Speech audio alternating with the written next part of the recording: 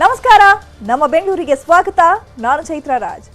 ಹೊಸ ವರ್ಷ ಅಂದ್ರೆ ಸಾಕು, ಬೆಂಗಳೂರಿನಲ್ಲಿ ಮೊದಲು ನೆನಪಾಗೋದು ಎಂಜಿ ರೋಡ್ ಹಾಗೂ ಬ್ರಿಗೇಡ್ ರೋಡ್. ಯಾಕಂದ್ರೆ ಇಲ್ಲಿನ ಸೆಲೆಬ್ರೇಷನ್ ಒಂಥರ ಸಖತ್ತಾಗಿರುತ್ತೆ. ಇವತ್ತು ಪೊಲೀಸರು ಗೈಡ್ಲೈನ್ಸ್ ಬಿಡುಗಡೆ ಮಾಡಿದ್ದು ಹೊಸ ವರ್ಷಕ್ಕೂ ಹೊಸ ರೂಲ್ಸ್ಗಳು ಜಾರಿಯಾಗ್ತಾ ಇದೆ. ಕೊರೋನಾ ಜೊತೆ ಕ್ರೈಮ್ಗಳನ್ನ ಕಟ್ಟಿ ಹಾಕೋದಕ್ಕೆ ಪೊಲೀಸ್ ಇಲಾಖೆ ಬಿಬಿಎಂಪಿ ಜಂಟಿಯಾಗಿ ಪ್ಲಾನ್ ರೆಡಿ ಮಾಡಿವೆ. ಆ ಬಗ್ಗೆ ಕಂಪ್ಲೀಟ್ ವರದಿ ಇಲ್ಲಿದೆ ನೋಡಿ.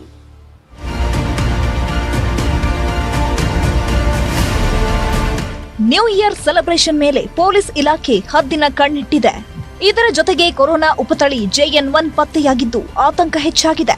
ಹೀಗಾಗಿ ಪಾಲಿಕೆ ಕೂಡ ಮುನ್ನೆಚ್ಚರಿಕಾ ಮಾರ್ಗಸೂಚಿಯನ್ನು ಬಿಡುಗಡೆ ಮಾಡಿದೆ. ಮುಖ್ಯವಾಗಿ ಪೊಲೀಸ್ ಇಲಾಖೆ ನಗರದಾದ್ಯಂತ ಕಟ್ಟೆಚ್ಚರ ವಹಿಸಿದೆ. ಪ್ರಮುಖ ಸ್ಥಳಗಳಲ್ಲಿ ಮಹಿಳೆಯರ ಸುರಕ್ಷತೆಗಾಗಿ ಐಲ್ಯಾಂಡ್ ನಿರ್ಮಾಣ ಆಗಿದೆ. ತುರ್ತು ದೂರು ದಾಖಲಿಸಲು ಪ್ರತ್ಯೇಕ ಪೊಲೀಸ್ ಕಿಯೋಸ್ಕ್ ಸ್ಥಾಪನೆ ಮಾಡಿದ್ದಾರೆ. ಡಿಸೆಂಬರ್ 31ರಂದು 11 ಗಂಟೆ ವೇಳೆಗೆ ಎಂಜಿ ರಸ್ತೆ ಮೆಟ್ರೋ ನಿಲ್ದಾಣ ಬಂದ್ ಆಗಲಿದೆ. ಕಬ್ಬನ್ ಪಾರ್ಕ್ ಮೆಟ್ರೋ ನಿಲ್ದಾಣ ಪರ್ಯಾಯವಾಗಿ ಬಳಕೆಗೆ ಅವಕಾಶ ನೀಡಲಾಗಿದೆ. ರಾತ್ರಿ 11ರಿಂದ ಬೆಳಗ್ಗೆ 6 ಗಂಟೆವರೆಗೆ ನಗರದ ಎಲ್ಲಾ ಫ್ಲೈಓವರ್ ಬಂದ್ ಆಗಲಿವೆ. ಕೆಂಪೇಗೌಡ ಅಂತಾರಾಷ್ಟ್ರೀಯ ವಿಮಾನ ನಿಲ್ದಾಣದ ಫ್ಲೈಓವರ್ ಮಾತ್ರ ಓಪನ್ ಇರುತ್ತೆ. ಇನ್ನು ಭಾರಿ ವಾಹನಗಳಿಗೆ ಒಂದು ದಿನ ಮುಂಚಿತವಾಗಿಯೇ ನಗರ ಪ್ರವೇಶ ನಿಷೇಧಿಸಲಾಗಿದೆ. ಡಿಸೆಂಬರ್ 31ರ ರಾತ್ರಿ ಪಬ್ಗಳ ಪ್ರವೇಶಕ್ಕೆ ಪಾಸ್ ವ್ಯವಸ್ಥೆಗೆ ಸೂಚನೆ ಕೊಟ್ಟಿದ್ದಾರೆ ಪೊಲೀಸರು. Brigade Road, MG Road, Residency Road, Church Street, ಮತ್ತೆ Opera junction, arts and craft junction, Anil Kumble junction, Mayo Hall junction ಅಲ್ಲಿ ನಮಗೆ ರಾತ್ರಿ 8 ಗಂಟೆಯಿಂದ ಬೆಳಗ್ಗೆ 1 ಗಂಟೆ ತನಕ ನಾವು ವಾಹನ ನಿಷೇಧ ಮಾಡಿದ್ದೀವಿ. ಮತ್ತೆ ಸಂಜೆ 4 ಗಂಟೆಯಿಂದ ಬೆಳಗ್ಗೆ 3 ಗಂಟೆ ತನಕ ವಾಹನ ನಿಲ್ಗಡೆಯನ್ನ ನಿಷೇಧ ಮಾಡಿದ್ದೀವಿ. ಪ್ರತಿಯೊಂದು ಫ್ಲೈಓವರ್ನ ನಾವು ರಾತ್ರಿ 11 ಗಂಟೆಯಿಂದ ಬೆಳಗ್ಗೆ 6 ಗಂಟೆ ತನಕ ಮುಚ್ಚಿರುತ್ತೇವೆ. ಇನ್ನು ಎಂಜಿ ರಸ್ತೆ, ಬ್ರಿಗೇಡ್ ರಸ್ತೆ, ರಿಚ್ಮಂಡ್ ರಸ್ತೆ, ಕಬ್ಬನ್ ರಸ್ತೆ, ಟ್ರಿನಿಟಿ ರಸ್ತೆ, ಫಿನಿಕ್ಸ್ ಮಾಲ್, ಕೋರಮಂಗಲ, ಇಂದಿರಾನಗರ ಸೇರಿದಂತೆ ಪಬ್ಗಳು ಹಾಗೂ ಕ್ಲಬ್ಗಳ ಮೇಲೆ ವಿಶೇಷ ನಿಗಾ ಇಡಲಾಗುತ್ತೆ. ಇನ್ನು ಕೆಲವು ಸ್ಥಳಗಳಲ್ಲಿ ಪೊಲೀಸ್ ಕಿಯೋಸ್ಕ್ಗಳನ್ನು ತೆರೆಯಲಾಗುತ್ತಿದ್ದು, ಮಕ್ಕಳು ಕಾಣೆಯಾದಲ್ಲಿ ಯಾವುದೇ ರೀತಿಯ ಕಳುವಿನ ದೂರುಗಳು ಇನ್ನಿತರ ತುರ್ತು ಸಂದರ್ಭದಲ್ಲಿ ಅವಶ್ಯಕ ಸೇವೆಯನ್ನ ಪಡೆಯಬಹುದಾಗಿದೆ. ರಸ್ತೆ ಮತ್ತು ಬ್ರಿಗೇಡ್ ರಸ್ತೆಗಳಲ್ಲಿ ಸಾಕಷ್ಟು ಸಂಖ್ಯೆಯಲ್ಲಿ ಪೊಲೀಸ್ ಅಧಿಕಾರಿಗಳು ಮತ್ತು ಸಿಬ್ಬಂದಿಗಳನ್ನು ಕೂಡ ನಾವು ಆಯೋಜಿಸಿದ್ದೇವೆ. ಅಲ್ಲಿ ಕಿಯಾಸ್ಕ್ಗಳನ್ನು ಮಾಡಿದ್ದೇವೆ, ಪೊಲೀಸ್ ಅಸಿಸ್ಟೆನ್ಸ್ ಬೂತ್ಗಳನ್ನು ಮಾಡಿದ್ದೇವೆ. ಆರೋಗ್ಯ ಇಲಾಖೆಯಿಂದ ಅವರು ಕೂಡ ಈ ಆರೋಗ್ಯ ಇಲಾಖೆಯ ವೈದ್ಯಾಧಿಕಾರಿಗಳನ್ನು ಅಲ್ಲಿ ನೇಮಕ ಮಾಡ್ತಾ ಇದ್ದಾರೆ. ಬೆಸ್ಕಾಂ ಮತ್ತು ಇತರೆ ಇಲಾಖೆ ಅಧಿಕಾರಿಗಳು ಕೂಡ ಅಲ್ಲಿ ಸ್ಟೇಷನ್ ಆಗಿರ್ತವೆ. ಹಾಗೆಯೇ ಅಲ್ಲಿ ವೀಕ್ಷಣಾ ಗೋಪುರಗಳನ್ನು ಕೂಡ ಅಂದರೆ ಸ್ಕೈ ಸೆಂಟ್ರಿಗಳನ್ನು ಕೂಡ ಅಲ್ಲಿ ನೇಮಿಸಲಾಗ್ತದೆ. ಪಬ್, ಕ್ಲಬ್, ಬಾರ್ಗಳು ಎಂದಿನಂತೆ ಕಾರ್ಯನಿರ್ವಹಣೆ. ಡಿಸೆಂಬರ್ 31ರ ರಾತ್ರಿ ಪಬ್ಗಳ ಪ್ರವೇಶಕ್ಕೆ ಪಾಸ್ ವ್ಯವಸ್ಥೆಗೆ ಸೂಚನೆ. ಬ್ರಿಗೇಡ್ ರೋಡ್ ಸಂಭ್ರಮಾಚರಣೆ ಹಿನ್ನೆಲೆ ಅಂಗಡಿ ಮುಂಗಟ್ಟುಗಳು ಡಿಸೆಂಬರ್ 31ರ ರಾತ್ರಿ 8 ಗಂಟೆಗೆ ಕ್ಲೋಸ್ ಆಗಲಿವೆ. ಬಿಬಿಎಂಪಿ ಕೂಡ ಕೊರೋನಾ ಮುನ್ನೆಚ್ಚರಿಕಾ ಮಾರ್ಗಸೂಚಿಯನ್ನು ಬಿಡುಗಡೆ ಮಾಡಿದೆ. ಗೃಹ ಸಚಿವ ಡಾಕ್ಟರ್ ಜಿ ಪರಮೇಶ್ವರ್ ನಡೆಸಿದ ಸಭೆಯಲ್ಲಿ ಜನಸಂದಣಿ ನಿಯಂತ್ರಣದ ಹೊಣೆ ಬಿಬಿಎಂಪಿಗೆ ಕೊಡಲಾಗಿದ್ದು, ಮಾರ್ಗಸೂಚಿ ಕಟ್ಟುನಿಟ್ಟಾಗಿ ಜಾರಿಯಾಗುವಂತೆ ಪಾಲಿಕೆ ನೋಡಿಕೊಳ್ಳಲಿದೆ. ಹೆಚ್ಚು ಜನ ಸೇರುವ ಸ್ಥಳಗಳಲ್ಲಿ ತಾತ್ಕಾಲಿಕ ಆರೋಗ್ಯ ಕೇಂದ್ರ ಸ್ಥಾಪಿಸಬೇಕು. ಪ್ರತಿ ಏರಿಯಾದಲ್ಲಿ ಆಂಬ್ಯುಲೆನ್ಸ್ ವಾಹನ ಸಿದ್ಧವಿರಬೇಕು. ಹೆಚ್ಚಿನ ಸಂಖ್ಯೆಯಲ್ಲಿ ಜನಸಂಚಾರ ಮಾಡೋ ಮಾರ್ಗದಲ್ಲಿ ಬೀದಿ ದೀಪ ಸುಸ್ಥಿತಿಯಲ್ಲಿರುವಂತೆ ಕ್ರಮ ಜರುಗಿಸಬೇಕು. ಹೆಚ್ಚುವರಿ ಫ್ಲಡ್ ಲೈಟ್ ಅಳವಡಿಕೆ ಮಾಡಿ ಪೊಲೀಸರಿಗೆ ಬ್ಯಾಕಪ್ ಮಾಡುವುದು. ರಸ್ತೆಯಲ್ಲಿ ಕಾಮಗಾರಿ ನಡೆಯುತ್ತಿದ್ದರೆ ಅಂತಹ ರಸ್ತೆ ಬಂದ್ ಮಾಡಬೇಕು.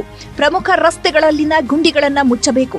MG Road, Brigade Road, Residency ರೋಡ್ನಲ್ಲಿ ಜನ ನಿಯಂತ್ರಣಕ್ಕೆ ಬ್ಯಾರಿಕೇಡ್ ಅಳವಡಿಸಬೇಕು. ಅವರು ಮೇಜರ್ ರೋಡ್ ಮೇಲೇ ಜಾಸ್ತಿ ಗಮನ ಕೊಡ್ತಾ ಇದ್ದೀವಿ. ಅದು ಎಲ್ಲ ಮಾಡಿ ಎಲೆಕ್ಟ್ರಿಸಿಟಿ ಕರೆಕ್ಟಾಗಿ ಅಲ್ಲಿ ಸ್ಟ್ರೀಟ್ ಲೈಟ್ ಕರೆಕ್ಟಾಗಿ ಇರಬೇಕು ಅಂತ ವ್ಯವಸ್ಥೆ ಮಾಡ್ಕೊಳ್ತೇವೆ. ಮತ್ತು ಸ್ವಚ್ಛತೆಗಾಗಿ, ಯಾಕೆಂದರೆ ಸುಮಾರು ಅದರಾದಮೇಲೆ ರೋಡ್ ಮೇಲೆ ಇತ್ಯಾದಿ ಭಾಳ ಕಸ ಇರುತ್ತದೆ. ಅದಕ್ಕೆ ಕಸಗಾಗಿ ನಾವು ಅನೌನ್ಸ್ಮೆಂಟು ಮಾಡ್ತಾ ಇರ್ತೀವಿ. ಮತ್ತು ಕಸ ಹೇಗೆ ವಿಲೇವಾರಿ ಮಾಡಬೇಕು ಅದಕ್ಕಾಗಿ ಕೂಡ ನಾವು ವ್ಯವಸ್ಥೆ ಮಾಡ್ಕೊಳ್ತೀವಿ.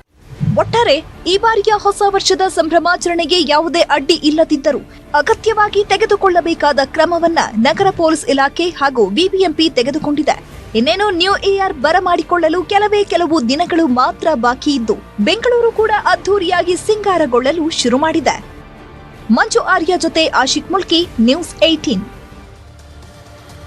ಹೊಸ ವರ್ಷದ ಸಂಭ್ರಮಕ್ಕೆ ಸಿಟಿ ಸಜ್ಜಾಗ್ತಾ ಇದೆ. ಈ ಹಿನ್ನೆಲೆ ನಗರ ಪೊಲೀಸ್ ಇಲಾಖೆ ಮುನ್ನೆಚ್ಚರಿಕೆ ಕ್ರಮವಾಗಿ ಗೈಡ್ಲೈನ್ಸ್ ನೀಡಿದೆ. ಅದರಲ್ಲಿ ಹೊಸ ವರ್ಷದ ದಿನದಂದು ಹೋಟೆಲ್ ವಹಿವಾಟಿಗೆ ಮಧ್ಯರಾತ್ರಿ 1 ಗಂಟೆವರೆಗೂ ಅವಕಾಶವನ್ನು ನೀಡಲಾಗಿದೆ. ಇದಕ್ಕೆ ಬೆಂಗಳೂರು ಹೋಟೆಲ್ ಸಂಘ ವಿರೋಧ ವ್ಯಕ್ತಪಡಿಸ್ತಾ ಇದೆ. ಈ ವರ್ಷ ಹೆಚ್ಚಿನ ಒಂದು ಹೋಟೆಲ್ಗಳಿಗೆ ಬೇಡಿಕೆ ಇದೆ. ಯಾಕಂದರೆ ಕಳೆದ 4 ವರ್ಷದಿಂದನೂ ಯಾವುದೇ ಒಂದು ಈ ಕೋವಿಡ್ ಮಾರ್ಗಸೂಚಿಯನ್ನು ಪಾಲನೆ ಮಾಡ್ಕೊಳ್ಳೋದಾಯಿತು, ಜನ ಹೊರಗಡೆ ಬರ್ತಾ ಇರಲಿಲ್ಲ. ಈ ವರ್ಷ ಹೆಚ್ಚು ರೂಮ್ಗಳು ಬುಕ್ ಆಗಿದೆ. ಮತ್ತು ಕೆಲವೊಂದು ಪಾಸ್ಗಳು ಇಶ್ಯೂ ಮಾಡಿದ್ದಾರೆ. ಸುಮಾರು 2,000, 3,000, 5,000 ಈ ರೀತಿಯಾಗಿ ಒಂದು ಪಾಸ್ ಇಶ್ಯೂ ಮಾಡಿದ್ದಾರೆ. ಅವ್ರು ಎಂಟ್ರಿ ಕೊಡೋದೇ 10:30, 11 ಗಂಟೆ ಆಗುತ್ತೆ. 12:30 ಮತ್ತೆ ಅವ್ರು ವಾಪಸ್ ಹೋಗಿ ನೀವು 12:30 ಆಯಿತು ನೀವು ಕ್ಲೋಸ್ ಅಂತ ಹೇಳಿದಾಗ ಅವ್ರಿಗೆ ಬಹಳ ಕಷ್ಟ ಆಗುತ್ತೆ. ಜನರಿಗೂ ಈ ಹೊಸ ವರ್ಷ ಆಚರಣೆ ಮಾಡಬೇಕು, ಕನಿಷ್ಠ 3 ಗಂಟೆವರೆಗಾದರೂ ಕೊಟ್ಟಿದ್ರೆ, ಅವಕಾಶ ಮಾಡಿ ಕೊಟ್ಟಿದ್ರೆ ಜನರು ಹೊಸ ವರ್ಷದ ಸಂಭ್ರಮಾಚರಣೆ ಮಾಡಲಿಕ್ಕೆ ಅನುಕೂಲ ಆಗ್ತಿತ್ತು. ಮತ್ತೊಂದು ಕಡೆ ಬೆಂಗಳೂರಿನ Brigade Road, Church Street, MG Road ಬಳಿ ಅಂಗಡಿಗಳಿಗೆ ನಿರ್ಬಂಧ ಮಾಡಲಾಗಿದೆ. ರಾತ್ರಿ 1 ಗಂಟೆಗೆ ಅಂಗಡಿ ಕ್ಲೋಸ್ ಮಾಡಲು ಖಾಕಿ ಸೂಚನೆ ನೀಡಿತು. ಆದರೆ 8 ಗಂಟೆಗೆ ಅಂಗಡಿಗಳನ್ನು ಕ್ಲೋಸ್ ಮಾಡಲು ನಿರ್ಧಾರ ಮಾಡಲಾಗಿದೆ ಅಂತ brigade shop association secretary Sahil ತಿಳಿಸಿದ್ದಾರೆ. ಅಂಗಡಿ ಎಲ್ಲ ಬಂದ್ಬಿಟ್ಟು 8 ಗಂಟೆಗೆ ಮುಚ್ಚಿಬಿಡ್ತಾರೆ. ಇಲ್ಲಿ 8 ಗಂಟೆ ಮೇಲೆ ಇರೋದು ಪಬ್ಸ್, ಹೋಟೆಲ್ಸ್ ಎಲ್ಲ ಬಂದ್ಬಿಟ್ಟು ಅದು ಮಾತ್ರ 1 ಗಂಟೆ ತನಕ ಆಪರೇಟ್ ಮಾಡೋಕ್ಕೆ ಪರ್ಮಿಷನ್ ಕೊಡ್ತಾರೆ. 1 ಗಂಟೆ ಲಾಸ್ಟ್ ಆರ್ಡರ್ ಬಂದ್ಬಿಟ್ಟು 12:30 ತಗೋಬೇಕು ಅಂತ. ಲಾಸ್ಟ್ ಆರ್ಡರ್ ಅದು 12:30 ಮೇಲೆ ಆರ್ಡರೇ ತಗೋಬಾರ್ದು ಅಂತ. ಮತ್ತೆ 1 ಗಂಟೆ ತುಂಬ ಸ್ಟ್ರಿಕ್ಟ್ ಆಗಿದ್ದಾರೆ ಕ್ಲೋಸ್ ಮಾಡಬೇಕು ಅಂತ. ಯಾಕೆಂದರೆ ಪಬ್ಲಿಕ್ ಸೇಫ್ಟಿ ತುಂಬ ಇಂಪಾರ್ಟೆಂಟ್ ಇದೆ. ಮತ್ತೆ ಅವ್ರಿಗೆ ಸೆಲೆಬ್ರೇಷನ್ ಮಾಡೋಕ್ಕೆ ಕೊಡಬೇಕು. ಈ ಬ್ಯಾಲೆನ್ಸ್ ಮಾಡಿ ಹೊಸ ವರ್ಷ ಆಚರಣೆಗೆ ಯಾವುದೇ ನಿಬಂಧನೆ ಇಲ್ಲ. ಆದರೆ ಟಫ್ ರೂಲ್ಸ್ ಜಾರಿ ಇಲ್ಲದಿದ್ರೂ ಮಾಸ್ಕ್ ಹಾಕಲು ಸಲಹೆ ಕೊಟ್ಟಿದೆ. ಜೊತೆಗೆ ಒಂದಷ್ಟು ಮುನ್ನೆಚ್ಚರಿಕಾ ಕ್ರಮಕ್ಕೆ ಸಚಿವ ಸಂಪುಟ ಉಪಸಮಿತಿ ನಿರ್ಧಾರ ಮಾಡಿದೆ. ಮುನ್ನೆಚ್ಚರಿಕಾ ಕ್ರಮ ಏನು, ಯಾವೆಲ್ಲ ನಿಯಮ ಜಾರಿ ಆಗಬಹುದು, ಬನ್ನಿ ನೋಡೋಣ.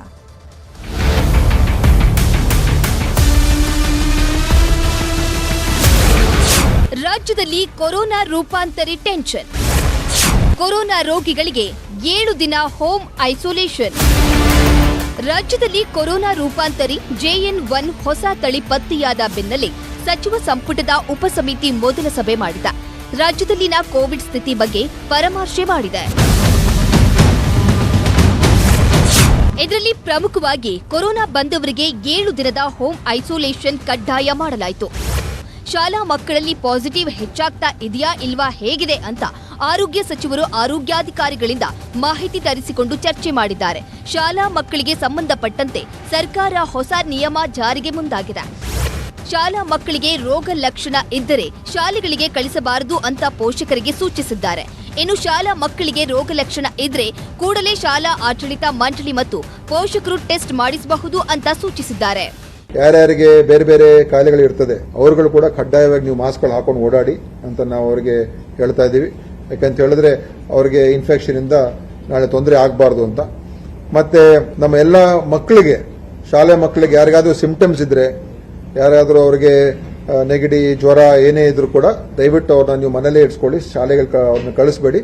ಅವ್ರನ್ನ ವಾಚ್ ಮಾಡಿ ಅವ್ರನ್ನ ಬೇಕಾದ್ರೆ ನೀವು ಟೆಸ್ಟ್ ಕೂಡ ಮಾಡಿಸ್ಕೋಬಹುದು, ಕೋವಿಡ್ ಟೆಸ್ಟ್ ಮಾಡಿ. ಬಟ್ ಎಲ್ಲ ಶಾಲೆ ಮಕ್ಕಳನ್ನ ನೀವು ಶಾಲೆ ಕಳಿಸ್ಬೇಡಿ.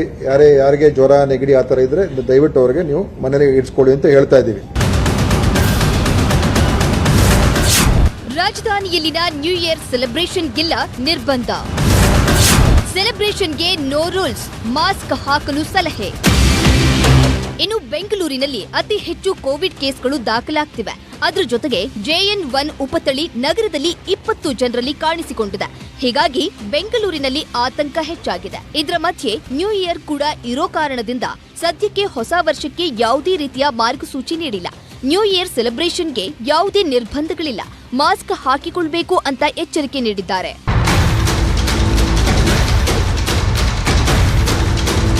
ಈ ಮಧ್ಯೆ ಕೊರೋನಾ ಹಿನ್ನೆಲೆಯಲ್ಲಿ ಬೂಸ್ಟರ್ ಡೋಸ್ ನೀಡುವ ಬಗ್ಗೆ ನಾಳೆ ಕೇಂದ್ರ ಆರೋಗ್ಯ ಇಲಾಖೆಯೊಂದಿಗೆ ಸಭೆ ಮಾಡಿದ ನಂತರ ರಾಜ್ಯ ಸರ್ಕಾರದ ನಿರ್ಧಾರ ಹೊರಬೀಳಲಿದೆ. ಆದಾಗ್ಯೂ ಬೂಸ್ಟರ್ ಡೋಸ್ಗೆ ರಾಜ್ಯ ಸರ್ಕಾರ ಈಗಾಗಲೇ ತಯಾರಿ ಮಾಡಿಕೊಂಡಿದೆ. ಹಂಸ ಶ್ಯಾಮಲ, ನ್ಯೂಸ್ 18 ಬೆಂಗಳೂರು. ಸಿಲಿಕಾನ್ ಸಿಟಿಯ ಸಂಚಾರಿ ನರನಾಡಿಗೆ BMTC ಇದೀಗ ಮತ್ತಷ್ಟು ಬಲ ತಂದಿದೆ. ರಾಜ್ಯ ರಾಜಧಾನಿಯ ಮಾಲಿನ್ಯ ನಿಯಂತ್ರಣದ ಜೊತೆಗೆ ಶಕ್ತಿ ಯೋಜನೆಗೆ ಶಕ್ತಿ ತುಂಬಲು ಸರ್ಕಾರ 100 ಹೊಸ EV ಬಸ್ಗಳಿಗೆ ಚಾಲನೆ ಕೊಟ್ಟಿದೆ. ಇತ್ತ EV ಬಸ್ ಸೇರ್ಪಡೆಯಿಂದ BMTC ಮತ್ತೊಂದು ಇತಿಹಾಸದ ಪುಟ ತೆರೆಯೋಕೆ ಸಜ್ಜಾಗ್ತಾ ಇದೆ. ಹೊಸ ಎಲೆಕ್ಟ್ರಿಕ್ ಬಸ್ಗಳ ವಿಶೇಷತೆ ಏನು, ನಗರ ಸಾರಿಗೆ ಬರೆಯಲು ಹೊರಟಿರೋ ದಾಖಲೆ ಏನು ಅನ್ನೋದರ ರಿಪೋರ್ಟ್ ಇಲ್ಲಿದೆ ನೋಡಿ. BMTC ಬತ್ತಳಿಕೆಗೆ ಹೊಸ EV ಬಸ್ಗಳ ಸೇರ್ಪಡೆ. ಇನ್ನೊಂದು ವರ್ಷದಲ್ಲಿ ದಾಖಲೆ ಬರೆಯಲಿದೆ ಬಿಎಂಟಿಸಿ. ಬೆಂಗಳೂರಿನ ಜನರಿಗೆ ಸಂಚಾರಿ ಜೀವನಾಡಿಯಾಗಿರೋ ಬಿಎಂಟಿಸಿಯಲ್ಲಿ ಇದೀಗ ಇವಿ ಬಸ್ಗಳ ಪರ್ವ ಶುರುವಾಗಿದೆ. ಇತ್ತೀಚೆಗೆ ಅಸ್ತ್ರ ಅನ್ನೋ ಎಲೆಕ್ಟ್ರಿಕ್ ಬಸ್ ಬಿಟ್ಟು ಸಕ್ಸಸ್ ಆಗಿದ್ದ ಬಿಎಂಟಿಸಿ ಇದೀಗ ಟಾಟಾ ಕಂಪನಿಯ ಸ್ವದೇಶಿ ನಿರ್ಮಿತ ವಿದ್ಯುತ್ ಚಾಲಿತ ಬಸ್ಗಳನ್ನು ರಸ್ತೆಗಿಳಿಸಲು ಸಜ್ಜಾಗಿದೆ. 921 ಇವಿ ಬಸ್ಗಳ ಸಂಚಾರಕ್ಕೆ ಸಜ್ಜಾಗಿದ್ದು, ಇದರ ಮೊದಲ ಹಂತವಾಗಿ 100 ಎಲೆಕ್ಟ್ರಿಕ್ ಬಸ್ಗಳಿಗೆ ಚಾಲನೆ ನೀಡಲಾಯಿತು. ಬೆಂಗಳೂರು ನಗರದಲ್ಲಿ ಜನರ ಪ್ರಯಾಣಕ್ಕೆ ಅನುಕೂಲ ಮಾಡಿಕೊಡ್ಲಿಕ್ಕೆ ಈ ಕೆಲಸವನ್ನು ಮಾಡ್ತಾ ಇದ್ದೀವಿ. 1600 ಎಲೆಕ್ಟ್ರಿಕ್ ಬಸ್ಗಳನ್ನು ಏಪ್ರಿಲ್ 2024 ವೇಳೆಗೆ ಇಷ್ಟು ಬಸ್ಸುಗಳು ಬೆಂಗಳೂರು ನಗರ ಸಾರಿಗೆ ಸಂಸ್ಥೆಯಲ್ಲಿ ಸೇರ್ಪಡೆ ಆಗ್ತಾ ಇದೆ. ಬೆಂಗಳೂರು ಇವತ್ತು ವಿಶ್ವವನ್ನ ಇವತ್ತು ಆಕರ್ಷಣೆ ಮಾಡುವಂತ ದೊಡ್ಡ ಶಕ್ತಿ ಇವತ್ತು ಬಂದಿದೆ. ಸ್ಮಾರ್ಟ್ ಸಿಟಿ ಯೋಜನೆ ಅಡಿಯಲ್ಲಿ 100 ಬಸ್ಸು ಈಗಾಗಲೇ ನಾವು ಕೂಡ ಅವ್ರಿಗೆ ಬೆಂಬಲವಾಗಿ ನಿಂತ್ಕೊಂಡಿದ್ದೇವೆ. ಇವತ್ತು ಸ್ವದೇಶಿ ನಿರ್ಮಿತ ಇವಿ ಬಸ್ಗಳು ರಸ್ತೆಗಿಳಿದಿವೆ. ಬರೋ ಮಾರ್ಚ್ ಅಥವಾ ಏಪ್ರಿಲ್ನೊಳಗೆ 1200 ಇವಿ ಬಸ್ಗಳ ಸೇರ್ಪಡೆಗೆ ಸಾರಿಗೆ ಇಲಾಖೆ ಸಜ್ಜಾಗಿದೆ. ಈ ಮೂಲಕ ದೆಹಲಿ ಬಿಟ್ಟರೆ ಅತಿ ಹೆಚ್ಚು ಎಲೆಕ್ಟ್ರಿಕ್ ಬಸ್ ಇರೋ ನಗರ ಅನ್ನೋ ದಾಖಲೆ ಬರೆಯಲಿದೆ ಅಂತ ಸಾರಿಗೆ ಸಚಿವರು ಸಂತಸ ಹಂಚಿಕೊಂಡ್ರು. 1 ಕಿಲೋಮೀಟರ್ಗೆ ಕೇವಲ 41 ರೂಪಾಯಿ. ದೇಶದಲ್ಲೇ ಅತಿ ಕಡಿಮೆ ರೇಟು ಕೊಡ್ತಾ ಇರ್ತಕ್ಕಂಥದ್ದು. ಮತ್ತೆ ಇನ್ನು ಒಟ್ಟು 921 ಬಸ್ಸು ಮಾರ್ಚ್ ಕೊನೆ ಅಷ್ಟೊತ್ತಿಗೆ ಬರುತ್ತೆ.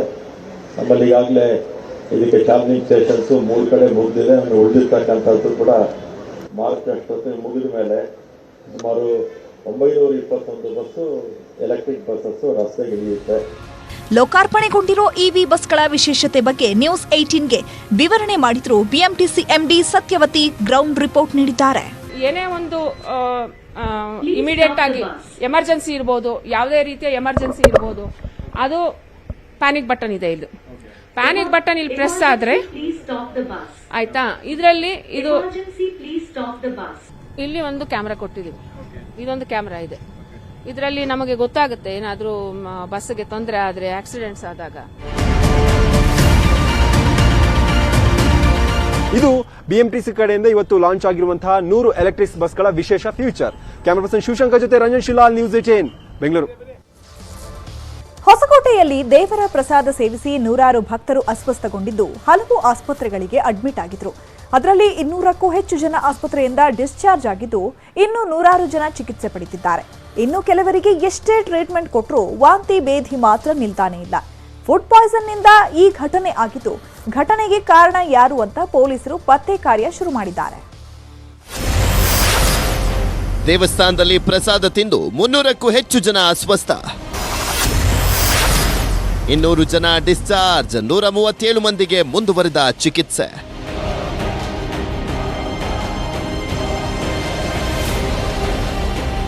ಕಳೆದ ಶನಿವಾರ ಭಾನುವಾರ ಹೊಸಕೋಟೆ ಸುತ್ತಮುತ್ತ ಹನುಮ ಜಯಂತಿ ಹಾಗೂ ಊರ ಹಬ್ಬವನ್ನ ಮಾಡಿದ್ರು.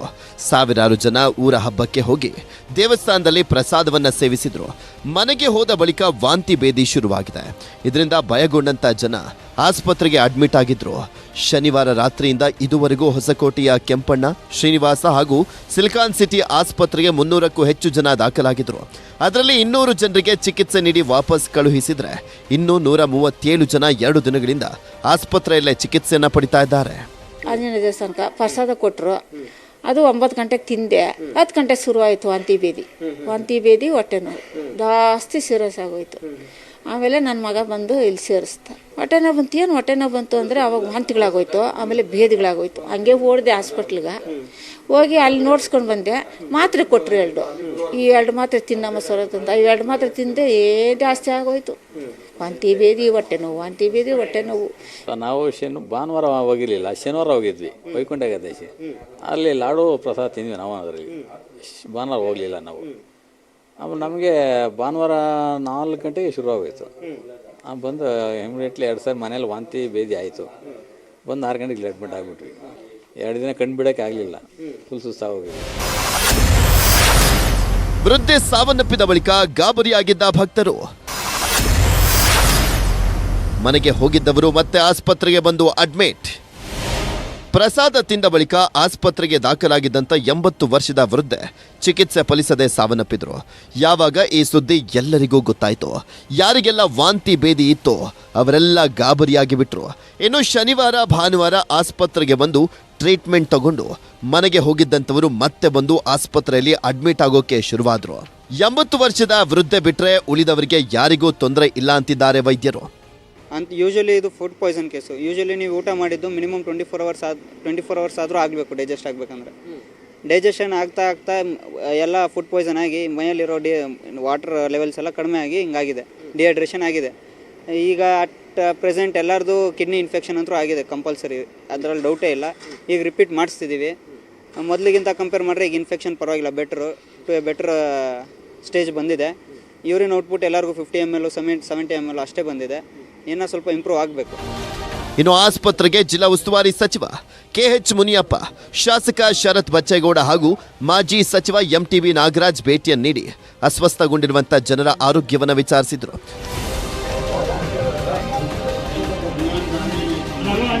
ಸದ್ಯ 3 ಆಸ್ಪತ್ರೆಗಳ ವೈದ್ಯರ ರಿಪೋರ್ಟ್ ಆಧರಿಸಿ ಹೊಸಕೋಟೆ ಪೊಲೀಸರು ತನಿಖೆಯನ್ನು ಮಾಡ್ತಿದ್ದಾರೆ. ಫುಡ್ ಪಾಯ್ಸನ್ನಿಂದ ಘಟನೆ ಆಗಿದ್ದು, ಪ್ರಸಾದ ಮಾಡಲಿಕ್ಕೆ ಕಾಂಟ್ರಾಕ್ಟ್ ಪಡೆದವರನ್ನ ವಶಕ್ಕೆ ಪಡೆದು ವಿಚಾರಣೆ ಮಾಡಲಾಗ್ತಾ ಇದೆ. ತನಿಖೆ ಬಳಿಕ ನಿಖರ ಕಾರಣ ಗೊತ್ತಾಗಲಿದೆ. Manjunath N, crime bureau, news 18 Bengaluru. ಇಷ್ಟು ದಿನ ನಗರದ ಶಾಲೆಗಳ ಅವ್ಯವಸ್ಥೆ ಬಗ್ಗೆ ವರದಿ ಮಾಡಿದ್ವಿ. ಇವಾಗ ಶಾಲೆಗಳನ್ನ ನಡೆಸೋ ಶಿಕ್ಷಣ ಇಲಾಖೆ ಉಪನಿರ್ದೇಶಕರ ಕಚೇರಿ ಅವ್ಯವಸ್ಥೆ ಬಗ್ಗೆ ಹೇಳ್ತೀವಿ ಕೇಳಿ. ಶಾಲೆಗಳನ್ನ ನಡೆಸೋ ಅಧಿಕಾರಿಗಳ ಕಚೇರಿಗೆ ಹಿಂಗಾದ್ರೆ ಇನ್ನು ಶಾಲೆಗಳ ಗತಿ ಏನು? ಅಷ್ಟಕ್ಕೂ ಏನಾಗಿದೆ ಅಂತೀರಾ? ಈ ಸ್ಟೋರಿ ನೋಡಿ. ಹೌದು, ಎಷ್ಟೇ ಸರ್ಕಾರ ಬಂದರೂ ಎಷ್ಟೇ ಸರ್ಕಾರ ಹೋದ್ರೂ ನಮ್ಮ ರಾಜ್ಯದಲ್ಲಿರುವಂತಹ ಶಾಲೆಗಳ ಸ್ಥಿತಿ ಮಾತ್ರ ಅದೋ ಗತಿಯನ್ನು ತಲುಪಿದೆ. ಆದರೆ ಶಾಲೆಗಳಿಗೆ ಅನುದಾನವನ್ನು ಬಿಡುಗಡೆ ಮಾಡುವಂತಹ ಉಪನಿರ್ದೇಶಕರ ಕಚೇರಿಯ ಅವ್ಯವಸ್ಥೆ ಹೇಗಿದೆ ಗೊತ್ತಾ? ನೀವು ನಿಜಕ್ಕೂ ಕೂಡ ಶಾಕ್ ಆಗ್ತೀರಾ. ಈ ಸ್ಟೋರಿಯನ್ನು ನೋಡಿ ನಿಮಗೆ ಗೊತ್ತಾಗುತ್ತೆ. ಈ ದೃಶ್ಯದಲ್ಲಿ ಕಾಣ್ತಿರೋ ಕಟ್ಟಡ ಯಾವುದೋ ಪಾಳು ಬಿದ್ದ ಹಳೆಯ ಕಟ್ಟಡವಲ್ಲ.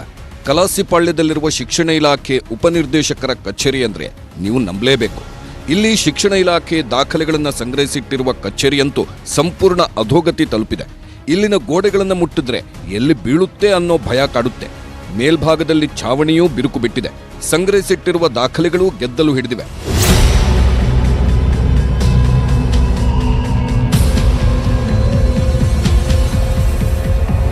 ದಿನನಿತ್ಯ 8 ರಿಂದ 10 ಅಧಿಕಾರಿಗಳು ಈ ಆಫೀಸಿನಲ್ಲಿ ಜೀವ ಕೈಯಲ್ಲಿಡಿದು ಕೆಲಸ ಮಾಡ್ತಾರೆ. ಇನ್ನು ಶಾಲೆಗಳಿಗೆ ಅನುದಾನ ಹಂಚಿಕೆಯಾಗೋದು ಇದೇ ಕಚೇರಿಯಿಂದ ಅಂತೆ. ಆದ್ರೆ ಈ ಕಚೇರಿಯ ಸ್ಥಿತಿಯೇ ಹೀನಾಯವಾಗಿದೆ. ಈ ಸರ್ಕಾರಿ ಕಚೇರಿಗಳ ಸುತ್ತಮುತ್ತಲೂ ನಿರ್ವಹಣೆ ಇಲ್ಲ. ದುರಸ್ತಿಗೆ ಬಂದ ಹಣ ಹೇಗೆ ವಿನಿಯೋಗವಾಯಿತು ಅನ್ನೋದೇ ಇಲ್ಲಿ ಅನುಮಾನವಾಗಿದೆ. ಹೊಸ ಕಟ್ಟಡ ನಿರ್ಮಾಣಕ್ಕೆ ಪರ್ಮಿಷನ್ ಸಿಕ್ತಿಲ್ಲ ಅಂತ DDPI ಉತ್ತರ ಕೊಡ್ತಿದ್ದಾರೆ. ಪಾಲಿಕೆ ಪರ್ಮಿಷನ್ ಕೊಡ್ತಿಲ್ಲ, ಖಾತೆ ಸಂಖ್ಯೆ ಕೂಡ ಮಾಡಿಸಿಲ್ಲ ಅಂತ ಸಬೂಬು ಹೇಳುತ್ತಿದ್ದಾರೆ ಅಧಿಕಾರಿಗಳು. ರಿಪೇರಿ ಅನುದಾನ ರಿಪೇರಿ ಮಾಡಿದ್ದಾರೆ, ಹಿಂದೆಲ್ಲ ಮಾಡಿದ್ದಾರೆ. ಬಟ್ ಇದು ಕಟ್ಟಡ ಶಿಥಿಲ ಆಗಿರೋದ್ರಿಂದ ಪೂರ್ಣ ರಿಪೇರಿ ಮಾಡಲಿಕ್ಕೆ ಸಾಧ್ಯ ಆಗ್ತಾ ಇಲ್ಲ. ಅಥವಾ ಹೊಸದಾಗಿ ಒಂದು ಕಟ್ಟಡ ಮಾಡಲಿಕ್ಕೆ ಒಂದು ಮರಗಳು ಮತ್ತು ಅನುಮತಿ ಪಡ್ಕೋಬೇಕು. ಅದು ಮರಗಳನ್ನು ತೆಗೆಯುವಂಥ ಒಂದು ಕಾರ್ಯ ಆಗಬೇಕು. ಅದನ್ನು ಅನುಮತಿಗಾಗಿ BBMP ಅವರಿಗೆ ಪತ್ರವನ್ನು ಬರೆದಿದ್ದೇವೆ. ಅದು ಕಟ್ಟಡಕ್ಕೂ ಕೂಡ ಆ ಮರಗಳಿಂದ ತೊಂದರೆ ಆಗ್ತಾ ಇದೆ. ಸೊ ಅದನ್ನ BBMP ಅವರು ಪರಿಶೀಲನೆ ಮಾಡಿ ಕ್ರಮ ಕೈಗೊಂಡಿದ್ದಾರೆ. ಕೇಳಿದ್ರಲ್ವಾ, ಶಾಲೆಗಳಿಗೆ ಅನುದಾನ ಕೊಡುವ ಅಧಿಕಾರಿಗಳ ಕಚೇರಿ ಈ ಹಂತ ತಲುಪಿದ್ರೆ ಇನ್ನು ಸಿಟಿಯಲ್ಲಿರೋ ಶಾಲೆಗಳ ಸ್ಥಿತಿ ಹೇಗಿರಬಹುದು? ಒಟ್ಟಿನಲ್ಲಿ ರಾಜ್ಯದಲ್ಲಿರುವಂತಹ ಶಾಲೆಗಳಿಗೆ ಅನುದಾನವನ್ನ ಕೋಟಿ ಅಂತ ವರ್ಷಕ್ಕೆ ವಿನಿಯೋಗ ಮಾಡಲಾಗುತ್ತೆ. ಆದರೆ ಕೊಟ್ಟಿರುವಂತಹ ಅನುದಾನ ಎಲ್ಲಿಗೆ ಹೋಗುತ್ತೆ ಅಂತ ಯಾರಿಗೂ ಗೊತ್ತಿಲ್ಲ. ಸಂಬಂಧಪಟ್ಟ ಅಧಿಕಾರಿಗಳಿರ್ಬೋದು ಅಥವಾ ಶಿಕ್ಷಣ ಸಚಿವರಿರ್ಬೋದು ಈ ಒಂದು ಸಮಸ್ಯೆಗೆ ಸೂಕ್ತ ಪರಿಹಾರವನ್ನ ಕೊಡಬೇಕಾಗಿದೆ. ಇಲ್ಲಾಂದ್ರೆ ಅಧಿಕಾರಿಗಳು ಜೀವವನ್ನ ಕೈಯಲ್ಲಿಟ್ಕೊಂಡು ತಮ್ಮ ಕೆಲಸವನ್ನ ನಿರ್ವಹಣೆ ಮಾಡಬೇಕಾಗುತ್ತೆ. ಕ್ಯಾಮರಾ ಶಿವಶಂಕರ್ ಜೊತೆ ರಂಜನ್ ಶಿಲಾಲ್, ನ್ಯೂಸ್ 18 ಬೆಂಗಳೂರು. ಇದಾಗಿತ್ತು ಈ ಹೊತ್ತಿನ ನಮ್ಮ ಬೆಂಗಳೂರು. ನೋಡ್ತಾ ಇರಿ ನ್ಯೂಸ್ 18, ಜಾಲ ನಮ್ಮದು, ಬಲ ನಿಮ್ಮದು.